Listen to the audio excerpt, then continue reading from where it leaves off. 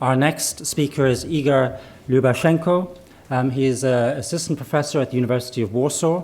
He is a contributing editor to New Europe magazine. He's written extensively, as many of you will know, on the Euromaidan and on the European Union's Eastern Partnership program. And he's going to be speaking for 15 minutes on timeliness of the Kultura doctrine in the context of the changing international order. The floor is yours. Ladies and gentlemen, hello. I'd like to start with thanking the organizers for inviting me here. It's really an honor to have an opportunity to speak to such distinguished audience. One small disclaimer at the beginning: I do not work at Warsaw University, but at University of Social Sciences and Humanities, which is, yes, based in Warsaw, but different institutions, but no problem.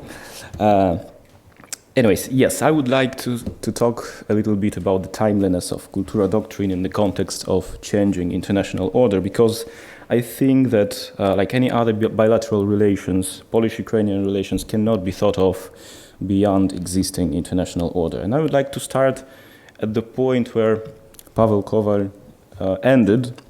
Yes, initially Kultura doctrine was purely theoretical one. Its essence constituted a kind of clear ideological goal. The goal was to dismantle the Soviet Empire, which at the moment of emergence of that doctrine could hardly be regarded as a realistically achievable one. So only several decades later, it became a basis of Poland's Eastern policies.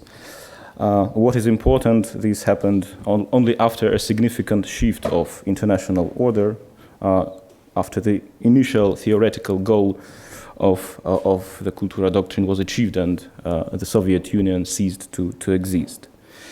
As a result, the doctrine itself has undergone a significant transformation. And I would like to propose a kind of interpretation of the doctrine in two ways. Its initial idea was something that I called, for the purpose of this conference, a negative Prometheism. A negative in the sense that it was an idea of promotion of freedom from the Soviet Empire, as I already told it. So when the USSR ceased to exist, this idea had to be rethought into something more positive, and the answer that was found was a promotion of widely understood European aspirations of former Soviet republics. So the doctrine went from positive Prometheism to a kind of from negative Prometheism to a kind of positive one. Today we are witnessing a significant change, a shift of international order once again. And when I speak about this, probably most of us think about Russia's policies and Russia's attempts to redesign the order in Europe. However, the change that is happening is much deeper and started before the recent Ukrainian crisis. Previous changes of international order were rather mechanic ones. By saying this, I mean that they referred to changing configurations of relations and distribution of power between sovereign states. However, what we have now is a long-term qualitative change that may have a very significant impact on understanding of the very role of state in international order. So, just to explain briefly what I have in mind, one aspect of it is related with economic globalization, which often leads to less transparent relations between governments, transnational corporations. Combined with the recent financial crisis, it led to different levels of dissatisfaction with democracy worldwide, and particularly in widely understood West. Another aspect of it is related to the altering pattern of communication, which is enabled by the spread of digital connectivity. Well, this is not anything new. This phenomenon has been described by many analysts, academic workers. Just to mention the few most prominent, most well-known ones. Joseph Nye wrote about the diffusion of power. Zbigniew Brzezinski wrote about the global political awakening, which is not equal to democratization. And finally, recently, Ivan Krastev underlined the meaning of such leaderless movements against so-called normal politics, normal in sense of usual politics, not necessarily democratic ones. All these concepts describe more or less similar aspects of a very similar phenomenon. And what is important from the point of view of my presentation is that all these things challenge the Western social-political model. As a result, if we think about the Kultura doctrine as I've defined it in a post-Cold War period, we have a kind of crisis of those values that we would like, and I rather speak as a Polish academician right now, to promote to the east of Poland. So, is there still a place for a kind of positive Prometheism? This is the question that I would like to answer. Briefly speaking about Poland and Ukraine, both countries also face the problems, the symptoms of the problem that I've indicated a few minutes ago. In Poland, it is a growing criticism of the outcome of transformation, which takes different phases, from very radical one to rather moderate. I'm not going to go into details right now. What I would like to refer is the result of the first Democratic Audit of Poland report that was published by my university last year. It's quite big and comprehensive, but I would like to simply quote several things that I find quite disturbing in terms of democracy, quality of democracy in Poland. Main principles of democracy are not fulfilled in a satisfactory way, in accordance to perceptions of Polish citizens that were measured in a survey made for this report. Functioning of welfare state and relations between citizens and authorities are also assessed negatively, and what is important, why I speak about it, is that in Poland these two things are regarded as imminent elements of good democracy. What is even more disturbing is that about 37% of Poles agree that in some particular situations, non-democratic governments can be more desirable than a democratic one. And it goes without saying that there is quite a low level of trust in democratic institutions, particularly political parties, which was also demonstrated in recent elections, local ones and somehow presidential ones. We'll see what will be in parliamentary elections on autumn. If you speak about Ukraine, unfortunately, I do not have any kind of comprehensive report that tries to assess different aspects of Ukrainian democracy. But what is obvious in this regard is that Ukraine has never developed a fully functioning democratic political system. For a long period of time, Ukraine declared its European choice, but it also much has been written about the virtual nature of this choice, understood as that it was not grounded in any kind of deep knowledge or comprehensive concept of what is the essence of Ukraine's national interest. The revolution of dignity, or Euromaidan, that we discussed to some extent yesterday, can also be interpreted to a large extent as Ukrainian a version of Krastev's protest against normal politics. I would not agree that it was purely democratic revolution. As a result, we have a kind of strengthening of democracy on procedural level, but there are quite unclear qualitative changes. Once again, if we refer to the data that are available, there is quite a low level of trust in courts, parliament, government.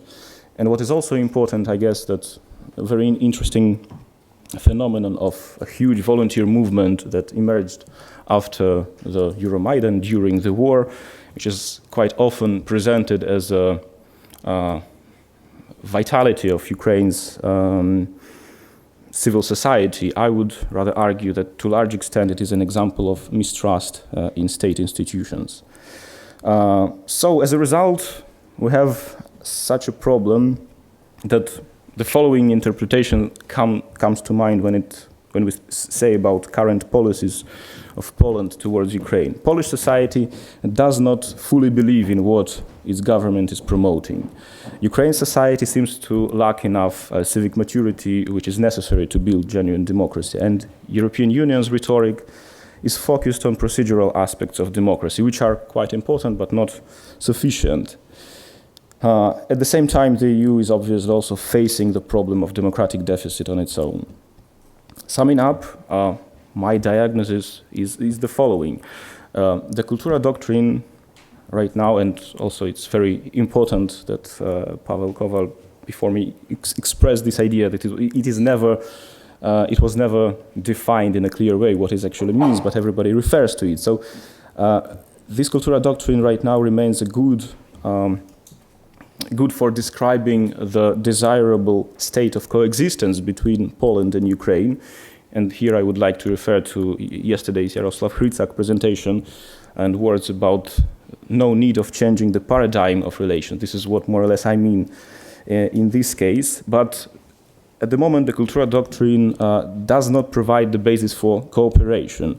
And by saying cooperation, I mean the consensus on mutually beneficial political goals and contributing resources to achieve them.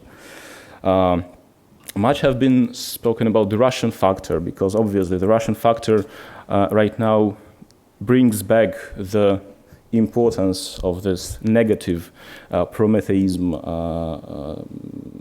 as I defined it at the very beginning. But if we make a kind of intellectual exercise and try to remove the Russian factor from the equation of Polish-Ukrainian relations, and we'll see that there is no clear common strategic goal that could drive genuine partnership. In other words, the positive Prometheism proposed by the post-Cold War interpretation of Kultura doctrine has lost its appeal and has lost its ground. So development of such goals would require a new ideological background, I would argue.